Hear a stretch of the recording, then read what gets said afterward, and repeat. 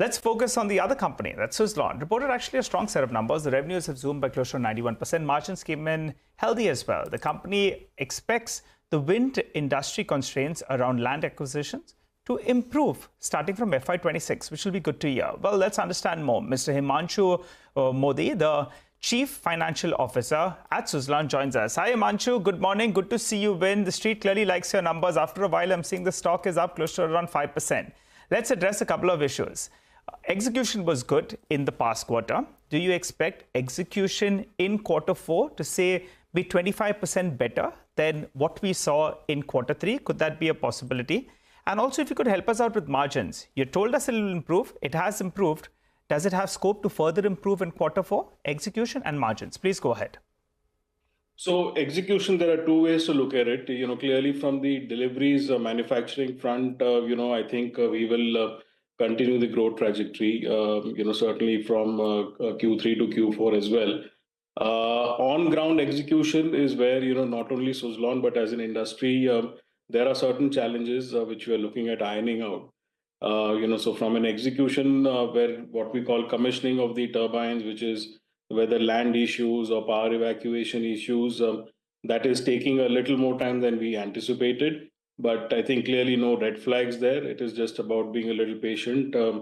It's on the right track for commissioning as well, whilst deliveries will continue to grow. So far as margins are concerned, I don't think we will see a growth from Q3 to Q4.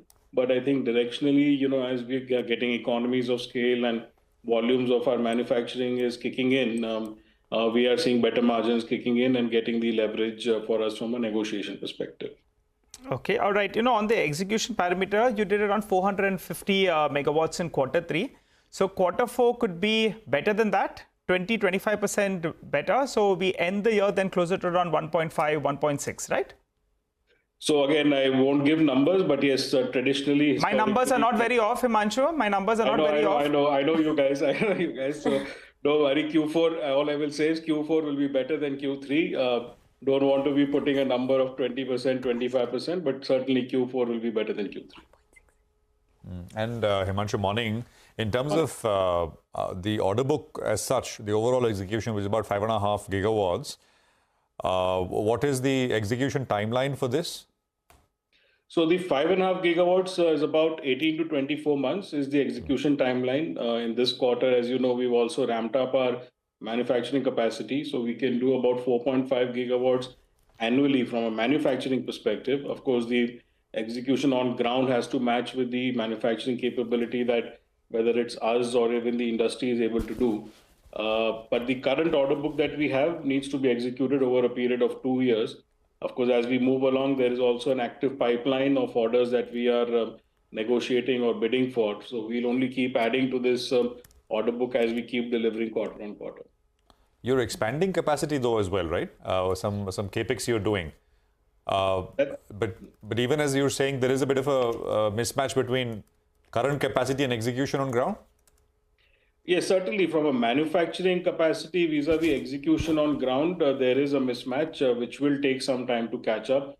So, until about 6 months back, our manufacturing capacity was restricted to about a little over 3 to 3.5 gigawatts. We've now expanded that to 4.5 gigawatts. Our new plant in Pondicherry has now been commissioned. Our new blade molds that we've ordered have been commissioned. So as we enter the new fiscal FY26, we will be entering with a full rated capacity of about 4.5 gigawatts per year from a manufacturing perspective. And our growth capex will continue. So there, we've given guidance always that close to about 300 to 400 crores a year for the next 2 to 3 years has been earmarked as capex for growing the capacities. Himanshu, so just to get it right, you're saying that Q4 margins should not be directionally higher than Q3. So Q4 margins similar to Q3 levels, or will it be lower? And again, getting back, because I remember in one of your earlier conversations in this year, you had spoken about a 1.6 gigawatts execution target for FY25. Does that hold? So on the margin front between Q3 and Q4, I think, it will be fairly similar.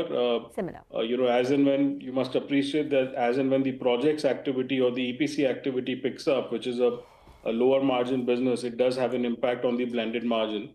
So, I mean, I don't see too much of a difference between Q3 and Q4 margins as we move along. So far as annual capacity on what we can deliver, we've done 977 so far, and across all parameters in the 9 months of this financial year, we've already exceeded what we did for the full year in FY24. So as I said, Q4 will be better than Q3, which means it will certainly be higher than 447. Now, where we land up with that number, of course, time will tell when we reconvene sometime in May. Just one more word. So far, what we've heard from Donald Trump is sort of anti-renewables. Does that hurt the sentiment surrounding your business while you are covered for the next 18 to 24 months, given your order intake and the order book and the visibility that you have for the next 2 years? But what are your clients, global customers, talking about the renewable demand going forward? So I think we of course all heard the commentary that's coming from the US from President Trump. I mean, all I like to say is that in his first term, and that is data available, renewable energy both in India and US have significantly grown. So we haven't read the details on what the executive order states, but so far I don't see any impact on that, at least in the Indian market. The bilateral ties between the two countries, as we've read various media reports yesterday, continue to be strong.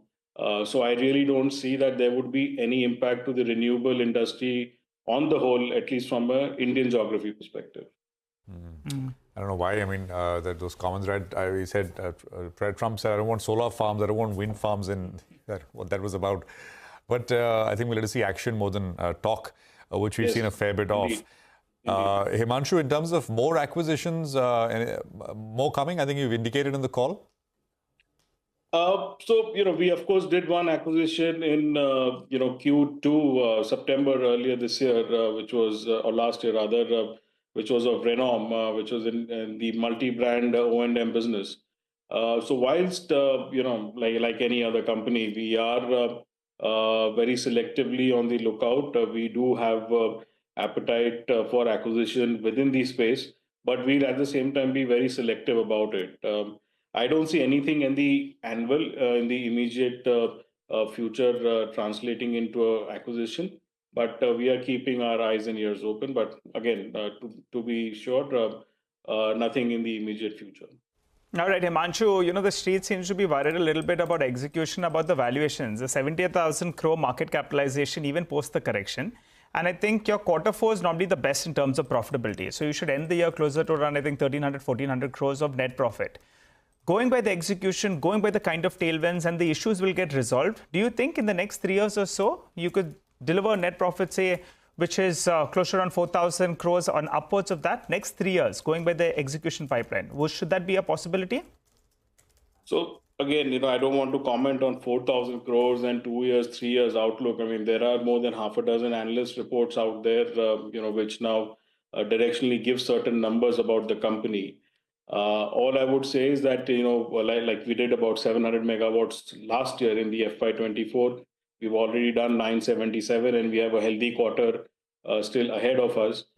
We have a 5.5 gigawatt order book, which needs to be executed over a 2-year period. So, of course, I'm sure if you have access to those analyst reports, I'm quoting from those analyst reports. Those analyst reports for FY26 peg the net profits at anywhere between 2,000 to 2,500 crores, depending on which one you pick up for FY26.